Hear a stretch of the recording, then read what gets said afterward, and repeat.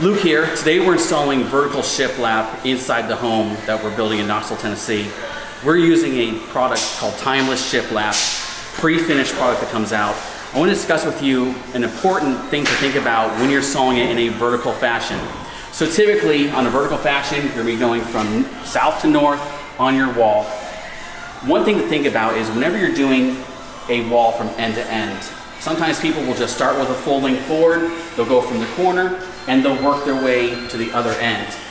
However, if you don't do your math correctly, then you could end up with a little sliver on one end with a full piece where you started from. On a wall that may not be a huge deal, but let's look at this focal point here. So this is a fireplace that we clad. The upper half above the mantle, we use the Timeless Shiplap. So again, this is a focal point where everyone in the room will be staring at this wall. So one thing we want to be very critical about was that on either end, the left and the right, that we finish with the same size piece on the ends.